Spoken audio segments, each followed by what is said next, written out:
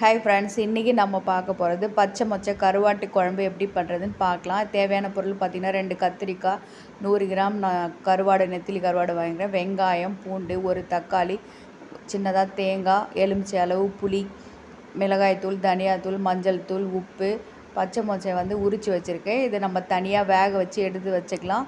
கத்திரிக்காயும் நல்லா கட் பண்ணி வச்சுருக்கேன். இப்போ தேவையான அளவு எண்ணெய் போட்டுக்கோங்க. இப்போ கடுகு, கொஞ்சமாக வெந்தயம் போட்டுங்க. வெந்தயம் பொரிஞ்ச பிறகு கட் பண்ணி வச்ச வெங்காயத்தை போட்டு நல்லா வதக்கி விடுங்க.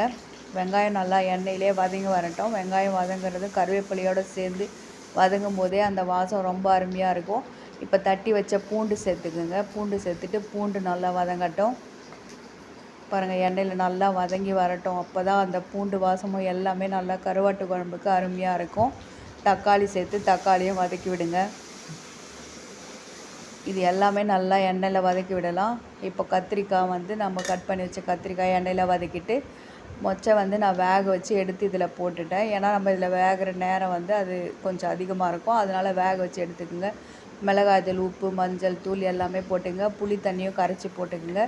உப்பு கொஞ்சமாக போட்டுக்கோங்க. ஏன்னா கருவாட்டில் உப்பு அதிகமாக இருக்கும். அப்போ தேவைக்கேற்ற மாதிரி போட்டுக்கலாம். அதனால் இப்போ கொஞ்சமாக போட்டுடுங்க. இப்போ போட்டுட்டு நல்லா கத்திரிக்காய் நல்லா வெந்து வரட்டும். அது வரைக்கும் குழம்பு நல்லா கொதிக்கட்டும். இப்போ அரைச்சி வச்ச தேங்காய் விழுதையும் இதில் சேர்த்துக்குங்க.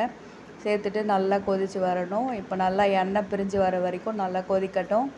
பாருங்கள், கொதித்து நல்லா திக்னஸ் ஆகிடுச்சு. இப்போ நம்ம க்ளீன் பண்ணி வச்ச கருவாடு கடைசியாக சேர்த்துக்கலாம்.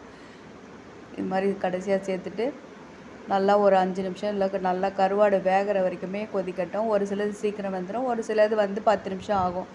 வெந்த பிறகு கடைசியாக கொத்தமல்லி தூவி இறக்கிட்டிங்கன்னா சூப்பரான பச்சை மொச்சை கத்திரிக்காய் குழம்பு ரெடிங்க. இதை சுட சுட சாதத்தோடு போட்டு சாப்பிடும்போது சும்மா அப்படி இருக்குங்க. ஒரு முறை நீங்கள் இதை செஞ்சு சாப்பிட்டு பார்த்தீங்கன்னா இந்த டேஸ்ட்டை விடவே மாட்டீங்க. இந்த சீசனில் உங்களுக்கு பச்சை மொச்சை கிடைக்கும். இப்போ செஞ்சு பாருங்கள். சுவை ரொம்ப அட்டகாசமாக இருக்கும். நல்லா இந்த சீசனும் குளிர் சீசனுக்கு சாப்பிட்றதுக்கும் ரொம்ப அருமையாக இருக்கும். இந்த சேனல் பிடிச்சிருந்தால் சப்ஸ்கிரைப் பண்ணுங்கள், லைக் பண்ணுங்கள், ஷேர் பண்ணுங்கள். அதோட பெல் ஐக்கானை கிளிக் பண்ணுங்கள். தேங்க்ஸ் ஃபார் வாட்சிங்.